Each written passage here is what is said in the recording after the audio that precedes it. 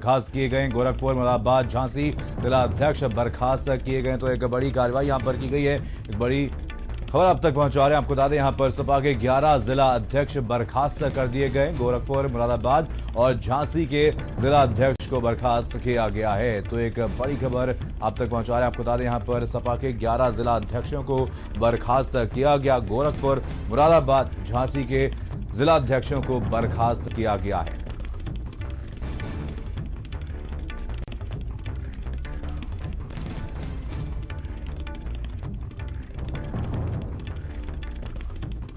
तो आपको बता दें, सपा के 11 जिला अध्यक्षों को बर्खास्त किया गया। इसमें झांसी, गोरखपुर जैसे जिले भी शामिल हैं। गोरखपुर, मुरादाबाद, झांसी में जिला अध्यक्षों को बर्खास्त किया गया और सपा की तरफ से 11 जिला अध्यक्षों को बर्खास्त कर दिया गया। एक बड़ी कार्रवाई यहां पर की गई है। तो एक बड़ी खबर आप तक पहुंचा रहे हैं आपको बता दें, यहां पर सपा की 11 जिला अध्यक्षों को बर्खास्त किया गया।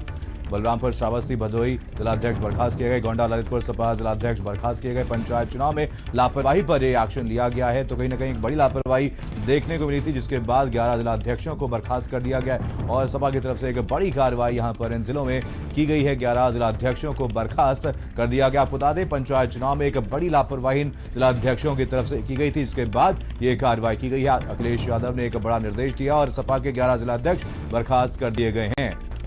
तो आगरा, गौतम बुद्ध नगर, मऊ जिलाध्यक्ष बर्खास्त किए गए। बलरामपुर, श्रावस्ती, भदोही जिलाध्यक्ष बर्खास्त हुए। गोंडा, ललितपुर सपा जिलाध्यक्ष भी बर्खास्त किए गए हैं। तो कहीं ना कहीं बड़ी लापरवाही यहां पर जिलाध्यक्षों की तरफ से की गई थी। इसके बाद एक बड़ा एक्शन लिया गया है और अखिलेश यादव ने निर्देश दिया। इसके बाद यह एक्शन लिया गया। सपा की तरफ से एक बड़ी कार्रवाई इस पूरे मामले पर की गई है और 11 जिलाध्यक्षों को बर्खास्त कर दिया गया है। वीरेंद्र सिंह हमारे स्टेट हेड इसी खबर पर जानकारी के साथ जुड़ गए हैं। वीरेंद्र जी, एक बड़ी खबर सामने आ रही है जहां पर सपा के 11 जिलाध्यक्षों को बर्खास्त कर दिया गया। क्या कुछ कारण रहे जिसके चलते सपा के द्वारा ये कार्रवाई की गई है?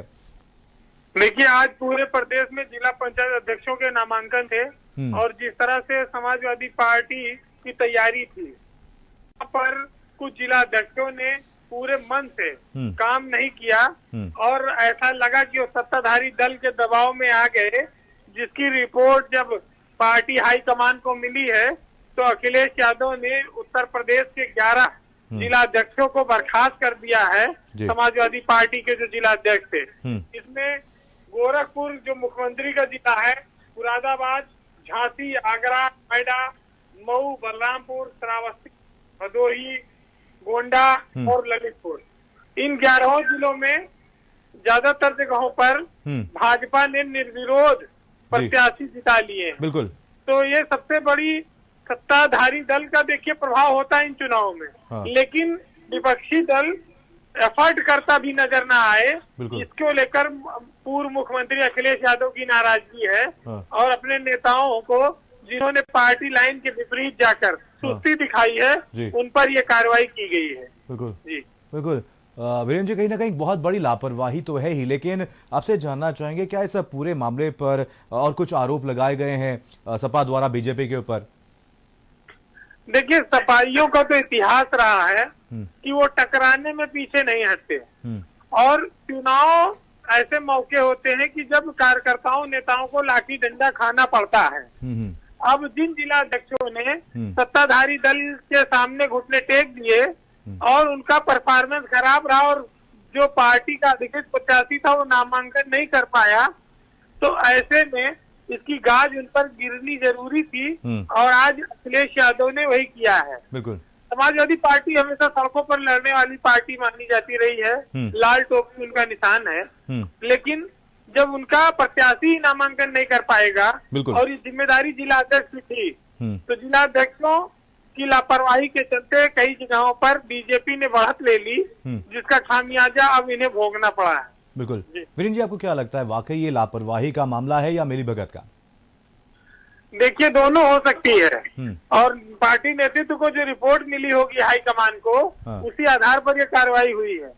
देखिए, ये जिला पंचायत अध्यक्ष का चुनाव है, ये बीजेपी और मुख्यमंत्री योगी आदित्यनाथ ने इससे बड़े प्रतिष्ठा का चुनाव बना रखा है, क्योंकि उनकी सरकार के ऊपर जिस तरह से पार्टी के भीतर से तमाम हमले हो रहे थे, इस जिला पंचायत की जीत से वो उन सबका जवाब देना चाहते हैं।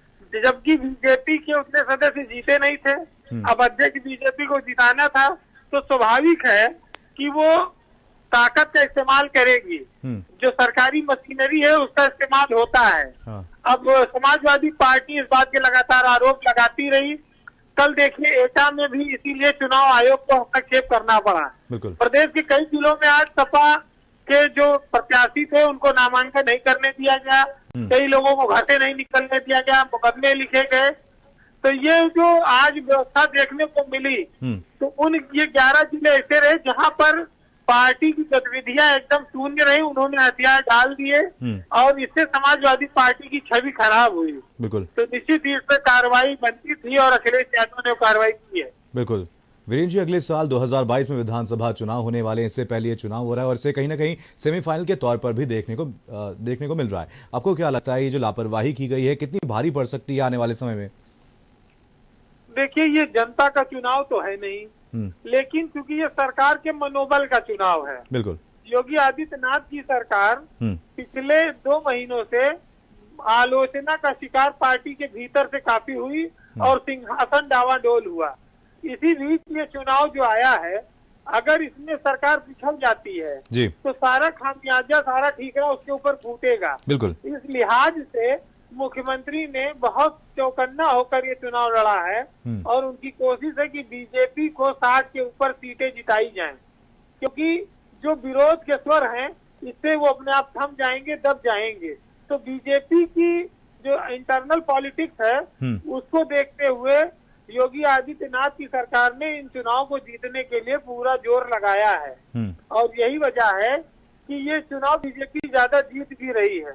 अब हर इस तरह के चुनावों में साम दाम दंड भेद अपनाए जाते हैं, लेकिन ये जनता का चुनाव नहीं है। बिल्कुल। इसमें जनता ने वोट नहीं डाला है, तो इसलिए आप इसको चाहे सेमीफाइनल मानिए चाहे फाइनल, असली नतीजे तो विधानसभा के चुनाव में आएंगे।